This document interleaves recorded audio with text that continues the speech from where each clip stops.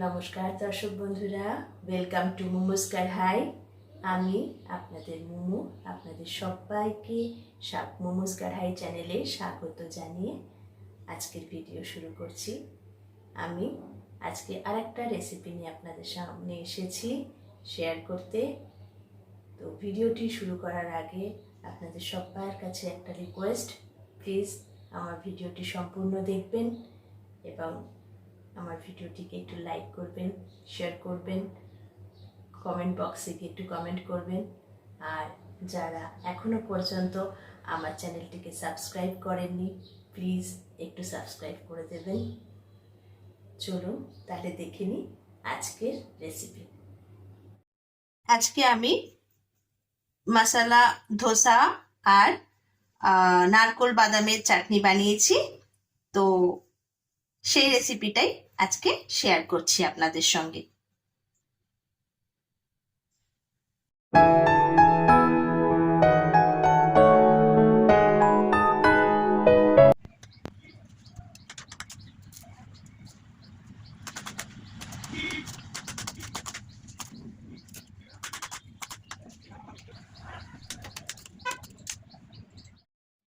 মশলা ধোসার মশলাটা বানানোর জন্য আমি এখানে সেদ্ধ আলু নিয়েছি, এটাকে একদম স্ম্যাশ করে নেব রাফলি।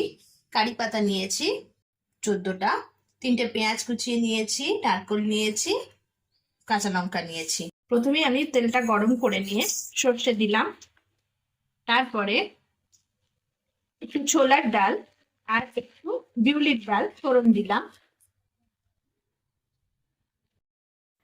ফোড়নটা একটু হয়ে এলে আমি এখানে শুকনো লঙ্কা, কারি পাতা আর কাঁচা বাদাম তেলের মধ্যে দিয়ে দিয়েছি।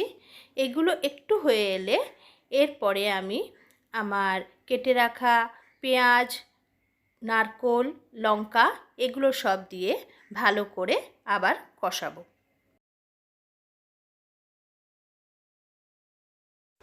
পেঁয়াজটা কষা হয়ে গেলে এর মধ্যে এবার আমি পরিমাণ মতো নুন, হলুদ দিয়ে আবার এটাকে কষাবো।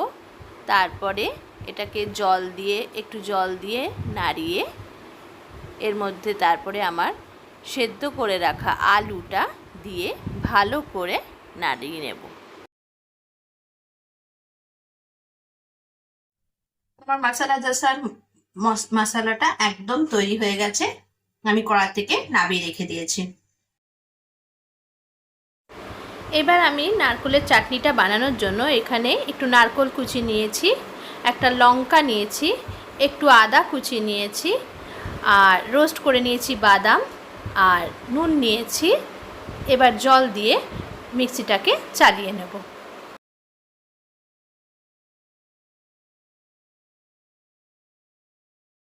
আমার পেস্টটা তৈরি হয়ে গেছে, এর মধ্যে এবার আমি একটুখানি লেবু দিয়ে দেব।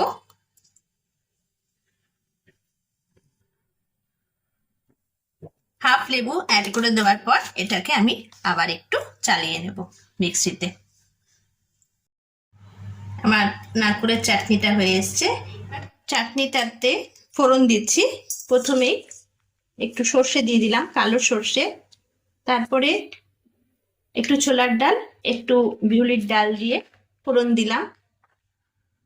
এটা একটু হয়ে এলে, ডালটা আমার একটু ভাজা ভাজা হয়ে এলে গ্যাসটা অফ করে দিয়ে এর মধ্যে এবার আমি 5-6টা কারি পাতা, একটু শুকনো লঙ্কা দিয়ে নাড়িয়ে নিলাম। রান্নার জন্য খুব সামান্য পরিমাণে একটুখানি হলুদ দিলাম আর একটু শুকনো লঙ্কার গুঁড়ো দিয়ে দিলাম, ফ্লেক্স। এইবার চাটনিটার মধ্যে আমি যে ফোড়নটা তৈরি করলাম সেটা দিয়ে দিলাম।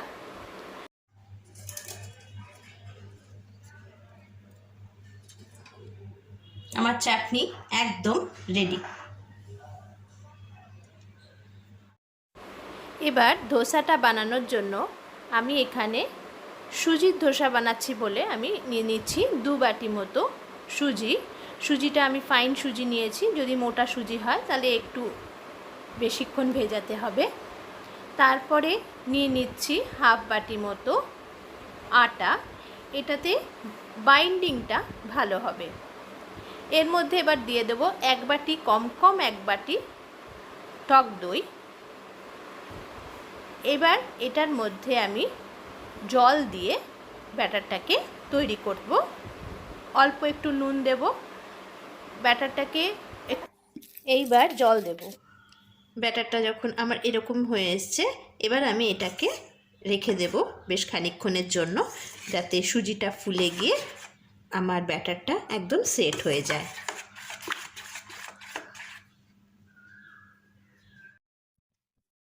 আমি 1 ঘন্টা মতো এটাকে ভিজিয়ে রেখেছিলাম।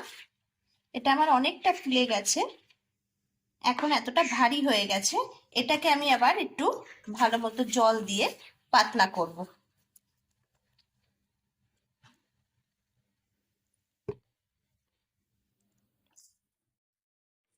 এরকম ভাবে পাতলা করে নিয়েছি। এবার ধোসাটা বানানোর জন্য আমি প্রথমেই একটা ননস্টিক ফ্ল্যাট ধোসার একটা তাওয়া নিয়ে নিয়েছি। এবার এটাকে আমি ভালো মতো গরম করে নেব। তাওয়াটা যখন গরম হয়ে উঠবে, তখন আমি এর মধ্যে অল্প পরিমাণে একটু তেল দিয়ে একটা শুকনো কাপড় নিয়ে পুরো তাওয়াটাকে একটু গ্রিস করে নেব তেলটা দিয়ে।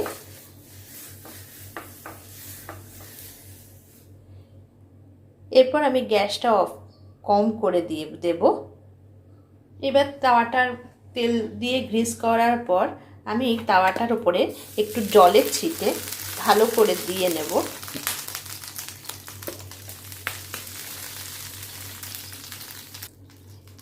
তারপরে এই তেলটাকে সম্পূর্ণভাবে মুছে নেব। নিয়ে এরপরে আমি এখানে আমার ধোসার ব্যাটারটা দেব। আমি এইভাবে বাটি করে দিয়ে যতটা পাতলা করে পারা যায় এটাকে আমি ব্যাটারটাকে আমি ছড়িয়ে দেব।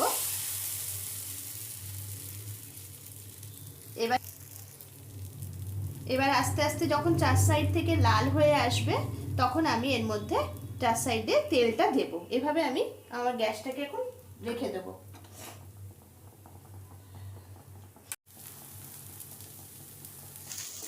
এর মধ্যে একটু বাটার দিয়ে দিলাম। আমার ধোসাটা একদম হয়ে এসেছে। এইভাবে আমি প্রত্যেকটা ধোসা তুলে নেব।